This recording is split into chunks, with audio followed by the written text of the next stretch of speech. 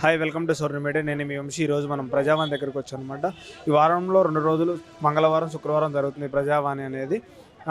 ప్రజలు చాలామంది వస్తున్నారు అనమాట. వాళ్ళ సమస్యలు అడిగి తెలుసుకుందాం మనం కూడా ఒకసారి. ఎలా రెస్పాన్స్ అవుతున్నారు, ఎలా మాట్లాడుతున్నారు, వాళ్ళ సమస్యలను అంటే తొందరగా ఎలా ఏం చెప్తున్నారు ఆన్సర్లు వాళ్ళ దగ్గర వెళ్ళినప్పుడు మనం అడిగి తెలుసుకుందాం ఒకసారి వాళ్ళ సమస్యలు నాతో పాటు ఒకసారి.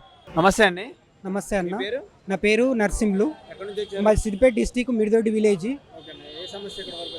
మాది ల్యాండ్ ఇష్యూ. ఒక 95లో మా నాన్నగారు అనేట ఆయన మధ్యలోకి ఇస్తాయి మిడిదొడ్డి విలేజ్లో ల్యాండ్ కొన్నాడు 95లో. ఆ ల్యాండ్ అమ్మినైనా దొర అనేటైనా విజేందర్ రెడ్డి చనిపోయిండు, ఆట వచ్చి చనిపోయిండు. మేము డబ్బులు కిస్తీల ప్రకారం కట్టుకుంటా మా నాన్న వచ్చిండు. అయితే మాకు రిజిస్టర్ కాలేదు. అది సాదాబాయిన మీద కొనుక్కొని ఒక చిలకను సాఫ్ చేసుకొని బోర్లు వేసుకొని వ్యవసాయం చేసుకుంటున్నాం మేము.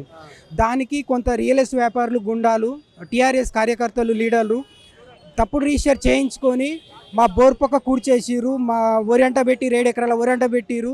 మొత్తం పైపులు మోటార్లను ఎత్తుకపోయారు. మా నాన్నని చంపేసిరు. సో ఏసీపీకి కానీ అక్కడ ఉన్న సిపి గారికి కానీ కంప్లైంట్ చేసినాము. వాళ్ళు ఓన్లీ కేజ్ చేసిరు. ఓన్లీ వాళ్ళకి శిక్ష, జైలుకు పోతలేరు, మాకు ల్యాండ్ ఎక్కుతలేదు. ఓన్లీ కేజ్ చేసి వదిలిపెట్టారు. 2-3 సార్లు మంత్రికి హరీష్ రావు గారికి ఇచ్చాను. ఇస్తే ఆయన ఏసీపీకి ఇచ్చిండు, ఈ కేసు టైట్ చేయండి ఇదని. కానీ వాళ్ళు పైలు పక్కకు పడేసి దాన్ని ఏం పట్టించుకోలేదు, లెగ్లెట్గా తీసుకున్నారు. సో ఇక్కడికి కూడా ఒకసారి కేసీఆర్ దగ్గర కూడా వచ్చిన ప్రగతి భవన్లో కలుద్దామని. ఇక్కడికి వస్తే ఇక్కడ పంచగుట్ట ఉంటుందా, ఈ పంచగుట్ట పోలీస్ స్టేషన్లో నన్ను బంధించి సాయంత్రం వదిలిపెట్టిరు. మా బాధతో మేము వస్తే అట్లా వదిలిపెట్టిరు. అయినా అక్కడన్నా న్యాయం జరుగుతుంది ఏమనుకుంటే అక్కడ కూడా న్యాయం జరగలేదు. మా పేరు మీద 7 ఎకరాల ల్యాండ్ ఎక్కినాక ధరణిలో వచ్చినాక ప్రొసీడింగ్ నంబర్ తప్పు అని రికార్డు కొట్టేసి ఒక వేరే టైం మీద రవీందర్ రెడ్డి టైం మీద రికార్డు ఎక్కించారు. ఆ రెవెన్యూ ఆఫీసర్ తహసీల్దార్ గారు ట్రాన్స్ఫర్ వెళ్ళిపోయాడు, లంచం తీసుకుని ట్రాన్స్ఫర్ అయ్యి వెళ్ళిపోయాడు. ఇప్పుడు మా నాన్నని చంపేసారు, మాకు ల్యాండ్ లేకుండా చేసి కబ్జాలో మేమే ఉన్నాం ఇప్పటిదాకా కూడా. కేసు చేసిరు, ఎస్సీ ఎస్టీ కేసు చేసిరు, మర్డర్ కేసులు చేసిరు. కానీ వాళ్ళు ఇవరకు రిమాండ్ అవుతలేరు, రికార్డుకి ఎక్కిస్తలేరు, దౌర్జన్యంగా తిరుగుతున్నారు వాళ్ళు. మాకు అన్యాయం జరుగుతుంది, న్యాయం జరుగుతలేదు ఇంతవరకు కూడా. ఇక్కడ రేవంత్ సార్ కన్నా ఇస్తే మాకు న్యాయం జరుగుతుందేమో అని ఇక్కడ దాకా వచ్చాము. సార్ కలవలేదు, అక్కడ అప్లికేషన్ ఇచ్చిన ఆఫీసర్లకు ఇచ్చినాము. మేము రిప్లై ఇస్తాము మీకు, వాళ్ళు పిలిపించుకుంటారని చెప్పారు. ఎస్సీ ఎస్టీ దాంట్లో పెట్టాను, నేషనల్ కమిషన్ దాంట్లో పెట్టాను, హ్యూమన్ రైట్స్ దాంట్లో కూడా పెట్టినాను. ఎక్కడ పెట్టినా ఇంతవరకు కూడా న్యాయం జరగలేదు. సో ఇప్పటికన్నా న్యాయం జరిగి మా 7 ఎకరాల భూమి మాకు వచ్చేసి వాళ్ళకి శిక్ష పడుతుందని ఎదురు చూస్తూ ఉంటున్నాము. నమస్తే అమ్మా. నమస్తే బేటా, నా పేరు సావిత్రి. ఎక్కడి నుంచి వచ్చారు? నేను రసన్పుర డబల్ బెడ్రూమ్లకి వెళ్ళి వచ్చిన. ఏమైంది ఇక్కడ కారణం ఏంటి? మీరు అయితే నా అమ్మాయికి నేను 8 తులాల బంగారం అమ్మి నేను మా పక్క ఇల్లే కొన్నాక ఆమె ఇగో ఇదే నంబర్ మళ్ళీ పెడుతుంది. మాదే బాండ్ పేపర్ మీద రాశారు, అప్పట్లో పేపర్ మీద రాసిచ్చింది. ఇల్లు నాకు హ్యాండ్ ఓవర్ చేసింది. హ్యాండ్ ఓవర్ చేసినాక మళ్ళీ కూలగొట్టే ముందు ఆ లీడర్లకు పైసలు పెట్టిందో ఏం పాడో. ఇక వాళ్ళు ఏమంటున్నారు, అమ్మమ్మ నీకు రాదు, నీ బిడ్డకి ఇల్లు, నీ బిడ్డకు రాదు, నువ్వు 8 తులాల బంగారం అమ్మినావు కదా, వేస్ట్. అది ఆధార్ కార్డులు ఆమె పేరు మీదనే ఉన్నాయి, రేషన్ కార్డు ఆమె పేరు మీదనే ఉన్నాయి, ఆమెకు వస్తుంది అనేమో ఈయన లీడర్ అంటున్నాడు. పోలీస్ స్టేషన్ కానీ అక్కడ ఎమ్మెల్యేలు కలిసారా? నేను మళ్ళీ రాసుకునేటోళ్ళు వచ్చిండ్రు కదా బిడ్డ కూల కొట్టే ముందు. ఆయన ఒక శ్రీనివాస్ ఉండే, ఆయనని అడిగితే నాన్న నాది రాయాలి, నాది కూడా గొల్లగొడతారు కదా ఇల్లు, మరా నాది రాయాలి అంటే ఏందమ్మా నీ పేపర్ తీసుకురాపో అంటే ఈ బాండ్ పేపర్ తీసుకొచ్చి ఆయనకు చూపిస్తే అమ్మా నీకేమన్నా దిమాకు ఉన్నదా, ఇగో నీ బాండ్ పేపర్ మీద రాసిచ్చిన నంబరు ఆగో నీకు అమ్మినామె డోర్ మీద ఉన్నది, చెరసగం చేసింది, ఆ డోర్ అమ్మింది, నీకు అసలు నంబరు ఆమె డోర్ మీద వేసుకున్నది, ఇది ఆమె న్యాయమేనా, పోలీస్ స్టేషన్ పో అన్నాడు. ఇక నాకు అర్థం కాలే. ఇక నేను మళ్ళీ ఎంఆర్ ఆఫీస్కి పోయినా. ఎంఆర్ ఆఫీస్కి పోతే లేదమ్మా అట్లా ఇట్లా ఆమెకు వస్తుంది నీకు వస్తుంది, ఇక ఏం తర్వాత చెప్తాం అది ఇది అంటున్నారు. సాయన్న దగ్గరికి పోయినా. సాయన్నకు ఈ బస్తీ లీడర్ బాలరాజుకు ఆయనకు లింక్ ఉన్నదనమాట. లింక్ ఉండి మీ ఏరియా ఎక్కడమ్మా, మాది పోలీస్ లైన్ రసన్పుర, మీ దిక్కు బాలరాజు కదా ఉంటాడు, అవును సార్ నేను మాట్లాడతా ఆయనతోటి, నేను మాట్లాడతా. ఇట్లా 4 ఏళ్ళు గడిపిండి బిడ్డ. నడుస్తుంది మరి ఇది అంతా. ఇండ్లు గులగొట్టి కూడా 7-8 సంవత్సరాలు ఆ ఇండ్లు గులగొట్టి నుంచి నడుస్తున్నది. ఇక ఆయన అట్లా అన్నాడు. అట్లా అని ఒక టీఎంసీ నన్ను ఉన్నాడు, ఆ సాయన్న దగ్గరనే ఉంటుండే పాపం. ఆయన ఉండి నీ వివరం అంతా ఏందని కనుక్కుంటే నేను ఆయనకు చెప్పిన నా బాధ అంతా చెప్తే, ఇక మళ్ళీ ఆయన సాయన్న దగ్గరికి తీసుకుపోయి సార్ ఈ మీదకి రావాలి ఇల్లు, ఈమె 8 తులాల బంగారం అమ్మి కొన్నది. ఇక చూడు బాండ్ పేపర్ కూడా ఉన్నది. మరి బాండ్ పేపర్ ఉన్నాక అట్లా ఎట్లా పెడుతుంది, అదే పేపర్ మీద అప్లికేషన్ అట్లా ఎట్లా పెడుతుంది అని టీఎంసీని చెప్తే సాయన్న సరే సరే ఈమె కరెక్ట్ వస్తుంది అని అన్నాడు. ఇక అన్నాక నాన్న టీఎంసీని ఏం చేసాడు పాపం, ఆయన కడుపు చల్లకుండా. ఇప్పుడు ఆయన కేసీఆర్ ఉండింటే నాకు బాధ ఉండకపోతుండే బిడ్డ, నా ఇల్లు నాకు వస్తుండే. నాకు చాలా భయం ఉన్నది. ఇక టీఎంసీని ఏం చేసిండు, అది పోలీస్ స్టేషన్ ఇప్పించిండు. పోలీస్ స్టేషన్ కూడా ఇచ్చిన పేపర్ ఉన్నది. మళ్ళా కలెక్టర్ ఆఫీస్లో లెటర్ ఇప్పించిండు. ఇక పోలీస్ స్టేషన్కు రమ్మంటే ఆమె వస్తలేదు. ఆమె రాకుంటే ఇండ్లు 4 రోజులు అయితే ఇండ్లు ఇస్తారు, ఇక కట్టిన ఇండ్లు అయితే అక్కడికి వచ్చింది ఆమె. ఆ ఎస్ఐ పాపం వచ్చి ఇక ఆమెని నన్ను పిలిచి, ఏదమ్మా నీ బాండ్ పేపర్ ఏది అన్నాడు. అంటే నా బాండ్ పేపర్ ఇచ్చిన. అమ్మ నువ్వు ఏ పేపర్ మీద పెట్టినావు? ఈ పేపర్ మీద. ఏమైనా తెలివి ఉన్నదా నీకు? ఇక అమ్మిన నంబరే నువ్వు మళ్ళీ పెడితే ఎట్లా వస్తాయి 2 ఇండ్లు అని ఎస్ఐ అన్నాడు. అమ్మ నువ్వేం టెన్షన్ పడకమ్మా, నువ్వు కోర్టుకు పోయినా నీది నడుస్తుంది అన్నాడు ఎస్ఐ. ఇక మళ్ళా ఇక్కడ ఈ ఇండ్లన్నీ అయిపోయినాయి. ఆ లీడర్ ముండ కొరకు బాలరాజు అంటే ఆయన ఒక ఆయన, వాళ్ళ తమ్ముడు ఒక ఆయన, ఇంకా చిన్న వాళ్ళు ఉన్నారు. వీళ్ళు మెయిన్ అన్నమాట. రౌడీ ఏమంటారు చూడు, చాలా దోసుకునే. ఎక్కడ ఇక్కడ ఇయ్యలేదు, ఇప్పుడు ఇయ్యాలనే వచ్చిన నేను. మరి ఎట్లా ఇయ్యాలి నేను? నా ఇల్లు నాకు రావాలి. లోపల అప్లికేషన్ ఏమని ఇవ్వాలి నేను? ఇప్పుడు నేను ఇట్లనే చెప్పానా? ఇప్పుడు నీకు చెప్పినట్టే చెప్పానా? ఈ పేపర్ ఇట్లా ఇవ్వనా? నిజామాబాద్ జిల్లా నుండి అన్ని జిల్లాల నుండి వచ్చినాం. మధ్యాహ్న భోజన కార్మికులము, స్కూల్ పిల్లలకు మధ్యాహ్నం భోజనం వంట చేసే కార్మికులము. మాకు గత ప్రభుత్వము 7 నెలల నుంచి బిల్లు పెండింగ్ పెట్టింది.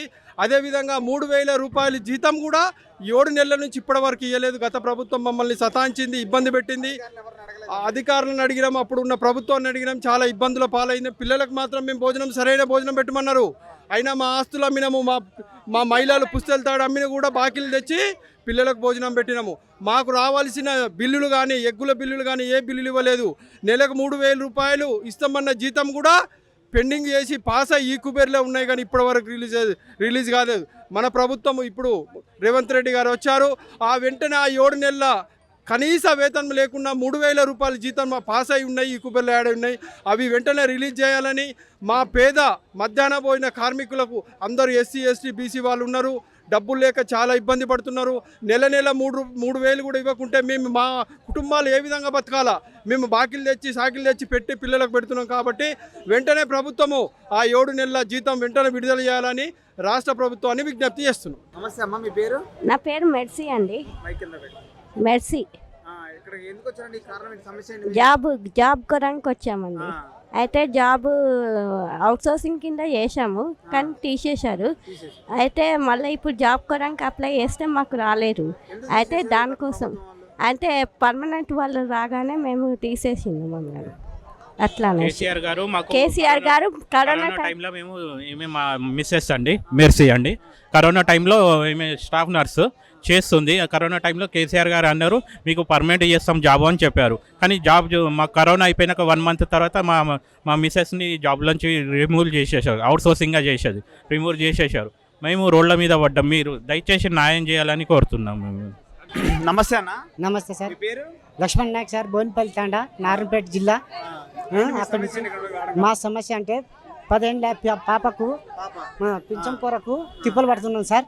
ఎవరు పట్టించుకోరు, ఎవరు పట్టించుకోరు. మా ఎమ్మెల్యే కూడా పట్టించుకోరు. మా సర్పంచ్ని అడిగినాము, కలెక్టర్ని అడిగినాము. ఏడబోతే చేస్తాం అని అంటారు. ఇక డేట్ ప్రకారం మొత్తం అన్నీ చూపిస్తే కూడా 2017 నుంచి డేట్ సర్టిఫికెట్ యాడికి పంపిపోతే ఆడికి పోయినా సార్. ఇక ఈ డేట్ ఇచ్చిండ్రు సార్, సంవత్సరం ఇస్తారు. ఎందుకు సార్ అంత తిప్పలు పడి మేము అంత వస్తుంటే ఎందుకు అంత తిప్పలు పడి మాకు వెంటబడి మాకు పైసలు ఇయ్యరు, పింఛం ఇయ్యరు. ఇక పాప మూకిది ఉంది, పుట్టినప్పటి నుంచి మాటలు రావని ఎన్నోసార్లు కంప్లైంట్ ఇచ్చినాము. ఎవరిలో పేపర్లకు ఇస్తే కూడా ఎవరు పట్టించుకోరు సార్. సర్పంచ్ కూడా పట్టించుకోరు, ఎవరు పట్టించుకోరు. ఏం చేయాలి సార్? మా పరిస్థితి ఎట్లా? మేము ఎలా బతకాలి? ఇప్పుడు ఇచ్చేసినాం సార్. ఇప్పుడు మీకు మెసేజ్ వస్తుంది అని చెప్పిండ్రు సార్. ఇంకేం లే, వస్తుందని చెప్పిండ్రు. ఇంకా వస్తుందో రాదో ఇంకా తెలుస్తుంది. ఇవన్నీ అయితే ఒరిజినల్ ఉండే. 2017 నుంచి తిప్పలు పడుతున్నాయి. ఇప్పుడు వరకు పైసలు ఇయ్యరు. ఎందుకు? పింఛమే రావట్లేదు ఒక్కనాడు కూడా. ఒక్క సంవత్సరం కూడా ఇయ్యరు. ఉన్నోళ్ళకేమో ఊకనిస్తుంటారు. కేసీఆర్ ప్రభుత్వం అందరి దగ్గరికి వెళ్ళగానే పట్టించుకోలేదు మేము. పట్టించుకోలేదు సార్. ఈ సీఎం సార్ వచ్చిండు, ఇంకా ఏం చేస్తారో ఏమో తెలియదు సార్. ఇక ఈ సీఎం సార్కి ధన్యవాదాలు సార్. నమస్తే అన్న. నమస్తే అన్న, మీ పేరు? నా పేరు అరవింద్. ఎక్కడి నుంచి వచ్చారు? Medchal district, Keesara mandal, Chirala village.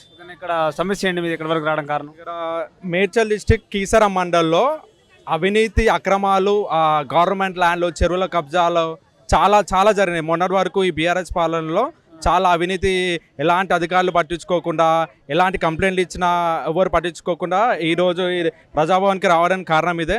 రేవంత్ అన్న గెలిచిన సందర్భంతో మళ్ళీ ఒకసారి మా ఇష్యూ మళ్ళీ అందరికీ తెలియజేయాలి, అందరు అధికారులు పట్టించుకోవాలని సంబంధించి ఈరోజు ఇక్కడికి రావడం జరిగింది. లోపల రెస్పాన్స్ ఎలా ఉంది? రేవంత్ రెడ్డి గారు ఉన్నారా మరి? రేవంత్ రెడ్డి గారు లేరు, కానీ లోపల ఉన్న సంబంధించి వాళ్ళ వాలంటీర్స్ అక్కడ పనిచేస్తున్నారు. వాళ్ళు ఎప్పటికప్పుడే రాసేసి అక్కడ ఉన్న పక్కకి ఫార్వర్డ్ చేసేసి డేటా ఎంట్రీ చేసి ఏ డిపార్ట్మెంట్ దానికి పంపిస్తున్నారు.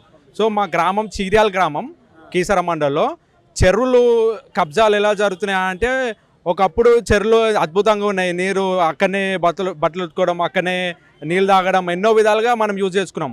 ఇప్పుడు ఆ చెరువులని ఏం చేస్తున్నారు అంటే, అప్పట్లో వానలు లేక అది అయిపోయినాయి. ఇప్పుడు మన కట్టలు తెంపేసి చెర్లను దగ్గర చేసేసి మన చెర్లనే మొత్తం కబ్జా చేసేసి చెర్లనే ఇల్లులు కట్టడం జరుగుతుంది. అట్లా 30-40 ఇల్లులు కట్టారు మా చీరాల గ్రామంలో. చెర్లు 2 చెర్లు కబ్జాలు జరిగినాయి. అక్కడనే మన పక్కన చూస్తే గ్రామాలలో కూడా అవినీతి, కీసర మండలంలో కూడా మొత్తం ఇల్లీగల్ కన్స్ట్రక్షన్స్.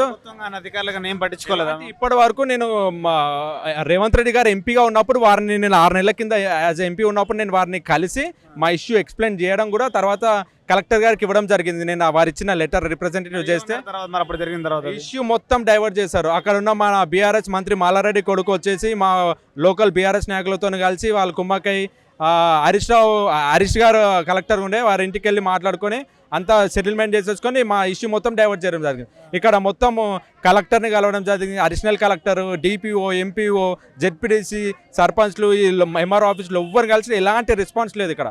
సో ఇప్పుడు మా నమ్మకంతో కాంగ్రెస్ ప్రభుత్వం రాగానే మళ్ళీ ఒకసారి గుర్తు చేస్తూ ఈ సమస్యల మీద స్పందించాలని మేము కోరుకుంటూ ఇక్కడ మళ్ళీ కంప్లైంట్ ఇవ్వడం జరిగింది. Thank you.